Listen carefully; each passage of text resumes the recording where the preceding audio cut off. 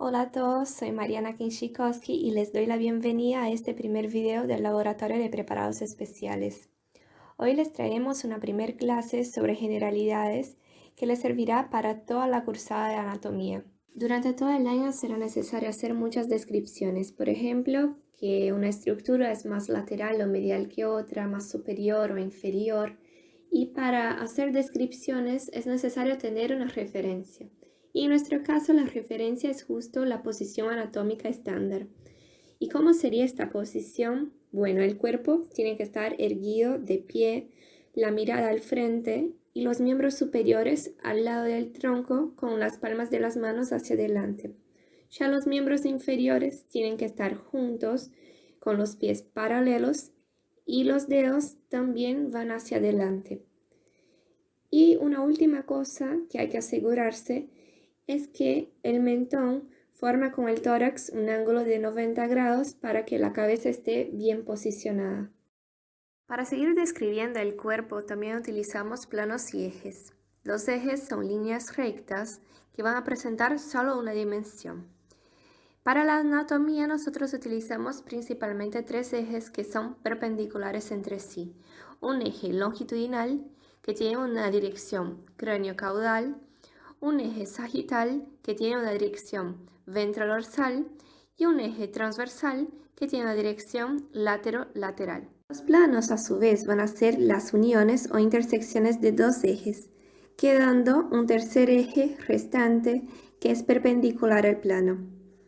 Por ejemplo, acá tenemos un corte sagital que va desde la cabeza hasta la pelvis. Los cortes sagitales dividen el cuerpo en dos mitades iguales, una derecha y una izquierda. Cuando hablamos de corte sagital o plan sagital nos referimos al plan sagital medio. Y van a ser unión de un eje longitudinal y un eje sagital, teniendo como perpendicular el eje transversal. A su vez, si queremos hablar de los planos que quedan paralelos a este plan sagital mediano, nos referimos a los planos parasagitales. Un segundo plano es el plan coronal. En este caso tenemos un plan coronal de la articulación del hombro, que es la glenohumeral.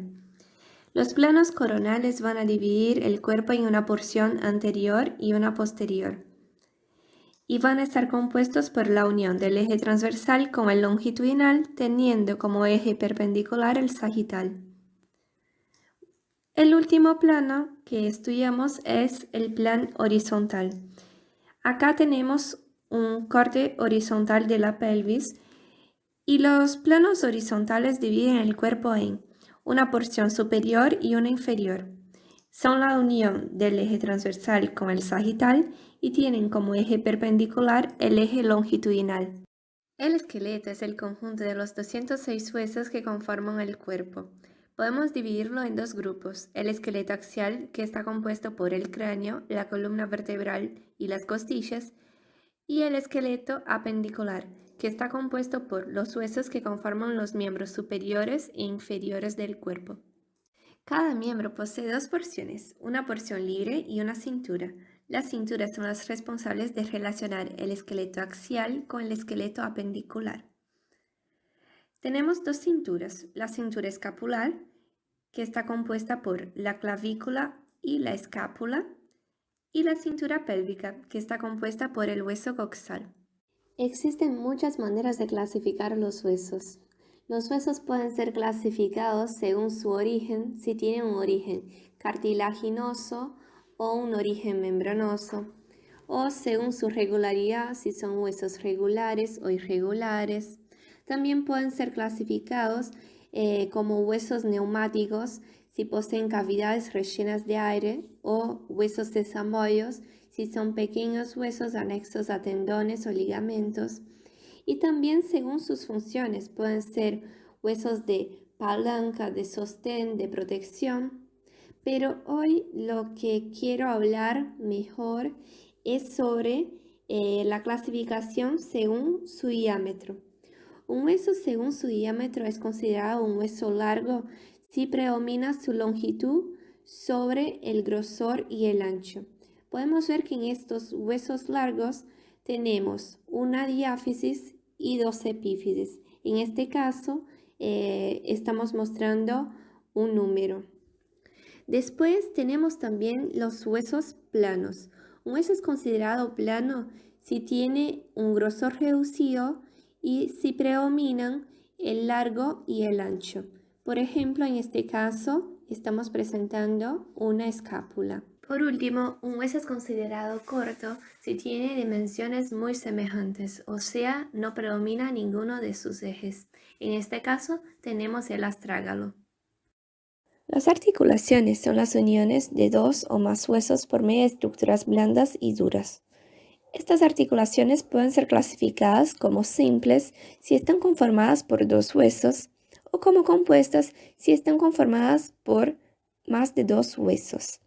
A su vez, estas articulaciones también pueden ser clasificadas según su grado de movilidad, como móviles, semimóviles e inmóviles. Pero ahora quiero enfocarme un poquito en la clasificación según las estructuras que se disponen entre estos huesos. Según las estructuras que se disponen entre ellos, pueden ser clasificadas en articulaciones óseas, como por ejemplo es el coxal, donde vemos que esos tres huesos que son el ilion, el isquion y el pubis, forman un solo hueso que sufrió un proceso de sinostosis y tienen como material interpuesto el material duro, que es el propio hueso. Después están las articulaciones fibrosas, que tienen como tejido interpuesto el tejido fibroso, y como ejemplo están las articulaciones entre los huesos planos del cráneo. Existen también las articulaciones cartilaginosas, que tienen cartílago como material interpuesto, como por ejemplo la articulación que se da entre las costillas y el esternón. Por último, tenemos también las articulaciones sinoviales, que son más complejas por tener una cavidad articular entre sus superficies, y como ejemplo está acá la articulación glenohumeral. Adentro de las articulaciones fibrosas tenemos varias subclasificaciones. Por ejemplo, acá vemos una de las articulaciones que se da entre el rayo y el cúbito. En este caso podemos ver una membrana fibrosa que se interpone entre estos dos huesos. Y en este caso llamamos esta articulación de membrana interósea. Después vamos a tener articulaciones que se dan por fibras muy cortas que unen a los dos huesos. Y estas articulaciones son las suturas. Las suturas también se clasifican según su superficie de contacto. Por ejemplo, acá vemos superficies óseas que forman como dientes y esta sutura es conocida como sutura dentada. Después están las escamosas, que son entre superficies con forma de bisel, y las planas, que obviamente están dadas entre superficies planas. Por último, tenemos las esquindilesis, que tienen forma de cresta que se articula con una ranura, por ejemplo, el vómer y el esfenoides. Y para terminar, adentro de las fibrosas están las gonfosis, que son las articulaciones que se dan entre el diente y el alvéolo, y tiene forma de una espina que se introduce en un hueco. Antes de hablar de los tipos de las articulaciones sinoviales en sí, decidí traer este esquema general de cómo están compuestas las articulaciones sinoviales. Primero de todo, las articulaciones sinoviales, como todas las demás, están compuestas por huesos articulándose, dos o más huesos. Entre estos huesos se forman cavidades articulares. Y estas cavidades están repletas de líquido sinovial que tiene por función amortiguar los impactos y también nutrir al cartílago hialino que va a estar revistiendo la superficie ósea y a su vez protegiendo esta superficie. Después tenemos a la membrana sinovial que reviste por adentro toda esta cavidad, solo no a nivel de los cartílagos, y tiene por función la producción del líquido sinovial. Como último elemento tenemos la cápsula que reviste la articulación por afuera y está reforzada por ligamentos. Las articulaciones sinoviales pueden ser clasificadas de acuerdo con sus superficies de contacto.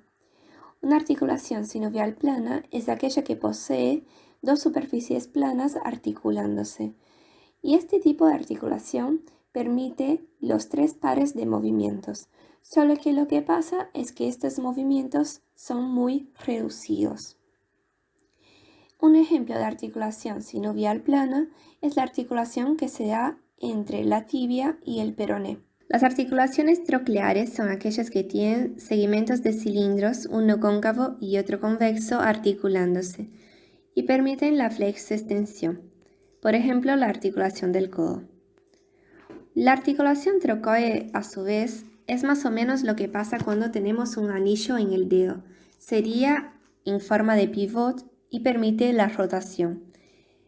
Un ejemplo clásico es el diente del axis articulándose con el atlas. Las articulaciones condilias son aquellas que tienen superficies elipsoides, una cóncava y otra convexa articulándose y permite la flexoextensión y la aducción y abducción. Un ejemplo es la articulación metacarpofalángica. Las sillas de montar o celar son las articulaciones que tienen en una misma superficie una parte cóncava y otra convexa que se enfrentan con una otra superficie que también tiene una parte cóncava y otra convexa, pero opuesta, y que también va a permitir la flexoextensión y la aducción y abducción. Un ejemplo es la articulación trapecio-metacarpiana. Por último, tenemos las articulaciones esferoides, que son aquellas que tienen una forma de esfera, una parte cóncava y otra convexa articulándose y que permiten los tres pares de movimientos. Un ejemplo es la articulación glenohumeral. Como una observación, adentro de las esferoides podemos encontrar las cotiloides, que son articulaciones esferoides, pero que la parte cóncava alberga básicamente toda la parte convexa de la articulación. Y el ejemplo es la articulación coxofemoral. Bueno, eso es todo. Espero que les haya gustado y servido. Nos vemos en una próxima. Hasta luego.